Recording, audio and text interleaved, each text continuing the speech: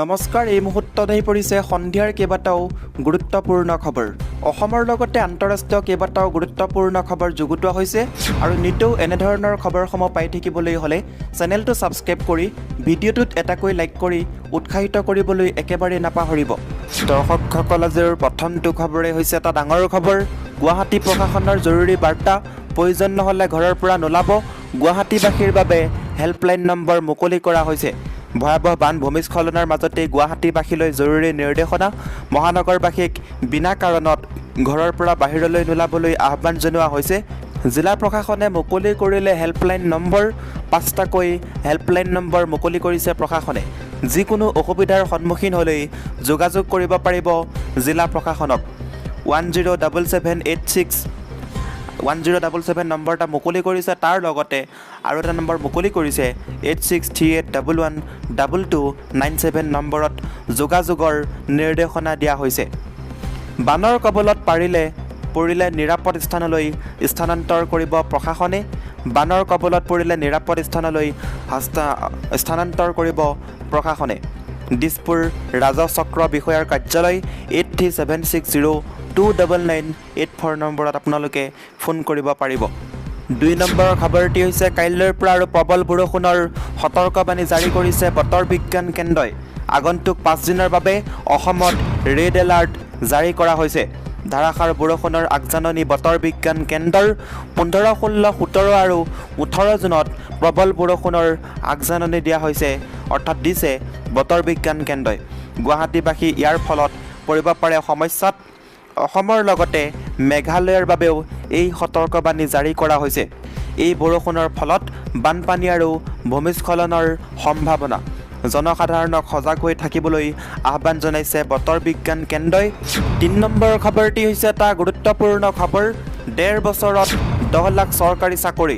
24লৈ লক্ষ্য কৰি বৃহৎ নিৰ্দেশনা প্ৰধানমন্ত্ৰী নৰেন্দ্ৰ মোদীৰ। 2024 লোকসভা নিৰ্বাচনৰ পূৰ্বে কেন্দ্ৰীয় চৰকাৰ বিভিন্ন মন্ত্ৰণালয়ক কমেও 10 লাখ চাকৰিত নিযুক্তি দিব মোদী চৰকাৰে। প্ৰধানমন্ত্ৰী কাৰ্যালয়ৰ ফালৰ পৰা টুইটাৰ যোগে এই কথা সদৰি কৰা হৈছে। PMৰ টুইটত জনোৱা হৈছে, প্ৰধানমন্ত্ৰী নৰেন্দ্ৰ মোদীয়ে নিজেই কেন্দ্ৰীয় চৰকাৰৰ সকলো বিভাগ আৰু মন্ত্ৰণালয়ৰ মানৱ সম্পদৰ খতিয়ান দেখাৰ পিছত আগন্তুক 1.5 বছৰৰ ভিতৰত 10 লাখ নিযুক্তিৰ নিৰ্দেশনা দিছে। নৰেন্দ্ৰ মোদী চৰকাৰৰ আমোলত নিবনুৱাৰ সংখ্যা বৃদ্ধিৰ অভিযোগত সৰব বিৰোধী দলসমূহ। লগতে বিজেপি নেত্ৰী নুপুৰ শৰ্মাৰ বিতৰ্কিত মন্তব্যৰ ফলতো দেশ আৰু দেশৰ বাহিৰত যথেষ্ট অস্বস্তিত পৰিছে কেন্দ্ৰীয় চৰকাৰ। এই পৰিস্থিতিত 10 লাখ কৰ্মসংস্থাপনৰ ঘোষণাই যে চৰকাৰৰ ভাৱমূৰ্তি বহু পৰিমাণে উজ্জ্বল কৰিব, তাত সন্দেহ নাই। প্ৰধানমন্ত্ৰীৰ এই ঘোষণাৰ লগে লগে তাৰ বাস্তৱ ৰূপায়ণক লৈ প্ৰশ্ন তুলিছে বিৰোধীয়ে। কংগ্ৰেছৰ মুখপাত্ৰ ৰণদীপ সিং সুৰজেৱালাই কয়, 2014 চনত ক্ষমতালৈ অহাৰ পূৰ্বে বছৰি 2 কোটি চাকৰিৰ প্ৰতিশ্ৰুতি দিছিল প্ৰধানমন্ত্ৰীয়ে, যাৰ অৰ্থ 8 বছৰত 16 কোটি চাকৰি হোৱাৰ কথা। সেই চাকৰি কেতিয়া হ'ব? তৃণমূল সাংসদ শান্তনু সেনৰ দাবী, এইবোৰ প্ৰতিশ্ৰুতিত মানুহে আৰু বিশ্বাস নকৰে। 2024 চনত প্ৰত্যুত্তৰ পাব প্ৰধানমন্ত্ৰী মোদীয়ে।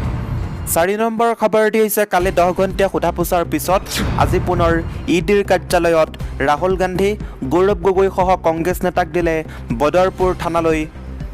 নেশ্যনেল হেৰাল্ডে গোচৰৰ সন্দৰ্ভত কংগ্ৰেছ নেতা ৰাহুল গান্ধীক আজি একেৰাহে 2য় দিনৰ বাবে প্ৰৱৰ্তন সঞ্চালকালয়ে সোধা পোছা কৰি আছে। ৰাহুল গান্ধীক সোমবাৰে প্ৰায় 10 ঘণ্টা ধৰি সোধা পোছা কৰা হৈছিল। তেওঁ নিশা 11:10 বজাত ইডি কাৰ্যালয়ৰ পৰা ঘৰলৈ ৰাওনা হৈছিল। এই সময়ছোৱাত ইডি কাৰ্যালয়ৰ বাহিৰত কংগ্ৰেছ নেতা কৰ্মীসকলৰ ভিৰ পৰিলক্ষিত হৈছিল। সোমবাৰে ইডিয়ে ৰাহুল গান্ধীক ৰাতিপুৱা প্ৰথম ৰাউণ্ডত 3 ঘণ্টাৰ বাবে প্ৰশ্ন সুধিছিল। ইয়াৰ পিছত মধ্যাহ্ন ভোজনৰ বিৰতিৰ সময়ত ৰাহুল গান্ধীয়ে ছোনিয়া গান্ধীক লগ কৰিবলৈ চিকিৎসালয়ত উপস্থিত হৈছিল। ইয়াৰ পৰা তেওঁ পুনৰ ইডি কাৰ্যালয়ত উপস্থিত হয়, য'ত তেওঁক 2য় ৰাউণ্ডৰ বাবে জেৰা কৰা হয়। আজি পুনৰ এই গোচৰৰ সন্দৰ্ভত কংগ্ৰেছ নেতা ৰাহুল গান্ধী প্ৰৱৰ্তন সঞ্চালকালয়ত হাজিৰ হয়। ইফালে কংগ্ৰেছৰ কেইবাজনো জ্যেষ্ঠ নেতাক বদৰপুৰ আৰক্ষী থানালৈ লৈ যোৱা হৈছে। জ্যেষ্ঠ কংগ্ৰেছ নেতা KC বেণুগোপাল, অধীৰ ৰঞ্জন চৌধুৰী, অসমৰ গৌৰৱ গগৈ, দীপেন্দ্ৰ সিং হুডা, ৰঞ্জিত ৰঞ্জন, ইমৰান প্ৰতাপগড়ী আৰু আৰক্ষীৰ জিম্মাত থকা আনসকল দিল্লীৰ বদৰপুৰ আৰক্ষী থানালৈ যোৱা হৈছে। উল্লেখ্য যে তেওঁলোকে ৰাহুল গান্ধীৰ সমৰ্থনত ইডিৰ কাৰ্যালয়ৰ সন্মুখত প্ৰতিবাদ কৰিছিল। 5 নম্বৰ খবৰটি হৈছে 15 দিন হৈ গ'ল, নুপুৰ শৰ্মা কিয় গ্ৰেপ্তাৰ নহ'ল? মোদীক প্ৰশ্ন কৰিছে আছাদুদ্দিন ওৱেইছিয়ে। হজৰত মহম্মদক লৈ অপমানসূচক মন্তব্য কৰা 15 দিন হৈ গ'ল। ইয়াৰ পিছতো প্ৰধানমন্ত্ৰী নৰেন্দ্ৰ মোদীয়ে কিয় গ্ৰেপ্তাৰ কৰা নাই নুপুৰ শৰ্মাক? নুপুৰ শৰ্মাৰ বিৰুদ্ধে ব্যৱস্থা লওক প্ৰধানমন্ত্ৰীয়ে। IPC আৰু CRPCৰ মতে নুপুৰ শৰ্মাৰ ওপৰত বিচাৰ চলক আৰু নুপুৰ শৰ্মাক গ্ৰেপ্তাৰ কৰা হওক। দেশৰ মুছলমানে প্ৰধানমন্ত্ৰীক কৈছে যে নুপুৰ শৰ্মাৰ বিৰুদ্ধে ব্যৱস্থা ল'বলৈ ক'লে, কিন্তু সেই কথা প্ৰধানমন্ত্ৰীয়ে নুশুনিলে। বিদেশী ৰাষ্ট্ৰই যেতিয়া প্ৰতিবাদ কৰিলে তেতিয়াহে নুপুৰ শৰ্মাক নিলম্বন কৰা হ'ল। প্ৰধানমন্ত্ৰীয়ে সবকা সাথ সবকা বিকাশ আৰু সবকা বিশ্বাসৰ কথা কয়, এয়া সকলো মিছা প্ৰলোভন। এই কথা সঁচা হোৱাহেঁতেন মুছলমানক অপমান কৰা নুপুৰ শৰ্মাক গ্ৰেপ্তাৰ কৰিলেহেঁতেন বুলি আছাদুদ্দিন ওৱেইছিয়ে মন্তব্য প্ৰকাশ কৰা দেখা গৈছে। প্ৰধানমন্ত্ৰীৰ বিৰুদ্ধে কোনোবাই সমালোচনা কৰিলে জেলত ভৰাই দিয়ে, কিন্তু হজৰত মহম্মদক অপমান কৰা নুপুৰ শৰ্মাৰ বিৰুদ্ধে ব্যৱস্থা নলয় কিয় প্ৰধানমন্ত্ৰীয়ে? গুজৰাটৰ জনসভাত এইদৰে সৰব হৈ পৰিল আছাদুদ্দিন ওৱেইছি। ইয়াৰ লগতে দৰ্শকসকল 6 নম্বৰ খবৰটি হৈছে এটা ডাঙৰ খবৰ। স্কুল বাছ দুৰ্ঘটনাগ্ৰস্ত, আহত 20 জন ছাত্ৰ ছাত্ৰী। পাঠশালাত ভয়ংকৰ পথ দুৰ্ঘটনা, ছাত্ৰ ছাত্ৰী কঢ়িওৱা বাহন দুৰ্ঘটনাগ্ৰস্ত হৈছে। 20 জন ছাত্ৰী আহত হৈছে। ব্ৰেক ফেইল হৈ নিয়ন্ত্ৰণ হেৰুৱাই ট্ৰাকত প্ৰচণ্ড খুন্দা মাৰে স্কুল বাছখনে। আহতসকলক পাঠশালা অসামৰিক চিকিৎসালয়ত ভৰ্তি কৰোৱা হৈছে। ইয়াৰ লগতে দৰ্শকসকল 7 নম্বৰ খবৰটি হৈছে লখিমপুৰত জঘন্য ঘটনা সংঘটিত হৈছে। জোৱাইকে ডেগাৰেৰে হানিখুচি হত্যা কৰিলে নিজ শহুৰেকক। লখিমপুৰৰ অসম অৰুণাচল সীমান্তৱৰ্তী পথালি পাহাৰত সংঘটিত হৈছে এক লোমহৰ্ষক হত্যাকাণ্ড। জোৱাইক শ্বৰিফুল ইছলামে ডেগাৰেৰে হানিখুচি হত্যা কৰিলে শহুৰেক মহম্মদ আলীক। দুয়োৰে ঘৰ নাওবৈচাৰ 2 নং কেহুতলিত আৰু দুয়ো কৰ্মসূত্ৰে পথালি পাহাৰত থাকি বান্দৰদেৱাত কৰ্মৰত হৈ আছিল। পৰিয়ালৰ লোকে জানিব দিয়া মতে যোৱা নিশা জোৱাইক আৰু শহুৰেকৰ মাজত পাৰিবাৰিক কণ্ডলৰ কাৰণে এই ঘটনা সংঘটিত হয়। ঘটনাস্থলীত বিহপুৰীয়া আৰু বান্দৰদেৱা আৰক্ষী উপস্থিত হৈ মৃতদেহ উদ্ধাৰ কৰি মৰণোত্তৰ পৰীক্ষাৰ বাবে লখিমপুৰ মেডিকেল কলেজ হাস্পিটেললৈ প্ৰেৰণ কৰে। ইফালে হত্যাকাৰী শ্বৰিফুল ইছলামক বিহপুৰীয়া আৰক্ষীয়ে গ্ৰেপ্তাৰ কৰি লালুক আৰক্ষীক চমজাই দিয়ে। আৰক্ষীয়ে বৰ্তমান তদন্ত অব্যাহত ৰাখিছে। ইয়াৰ লগতে দৰ্শকসকল আজিৰ 8 নম্বৰ খবৰটি হৈছে 3 দিনলৈ গুৱাহাটী আৰু উপকণ্ঠ অঞ্চলত প্ৰচণ্ড বৰষুণ হোৱাৰ আগজাননী। 3 দিনলৈ গুৱাহাটী আৰু ইয়াৰ উপকণ্ঠ অঞ্চলত প্ৰচণ্ড বৰষুণ হোৱাৰ আগজাননী আঞ্চলিক বতৰ বিজ্ঞান কেন্দ্ৰৰ। ইতিমধ্যেই মঙলবাৰে পুৱাৰে পৰা মুষলধাৰ বৰষুণে হাহাকাৰময় পৰিস্থিতিৰ সৃষ্টি কৰিছে গুৱাহাটী মহানগৰীত।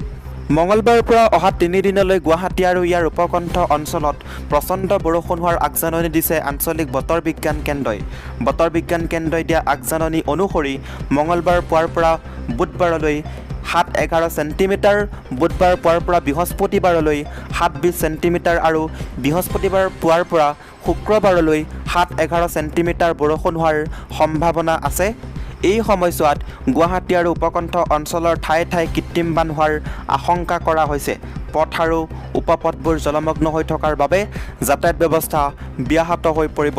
কৃত্ৰিম বানৰ বাবে মহানগৰীৰ কিছুমান এলেকাত পানী যোগান, বিদ্যুৎ সংযোগৰ লগতে পৌৰ নিগমে আগবঢ়োৱা বিভিন্ন সেৱা ব্যাহত হোৱাৰ সম্ভাৱনা প্ৰকট হৈ উঠিছে। পাহাৰীয়া এলেকাবোৰত ভূমিস্খলনৰ আশংকাও কৰা হৈছে। এই সময়ছোৱাত কৃত্ৰিম বানত বৈ যোৱা এলেকালৈ পৰাপক্ষত নোযোৱাৰ পৰা ভূমিস্খলন হ'ব পৰা এলেকাৰ পৰা নিৰাপদ স্থানত অৱস্থান কৰাৰ পৰামৰ্শ আগবঢ়াইছে বতৰ বিজ্ঞান কেন্দ্ৰই।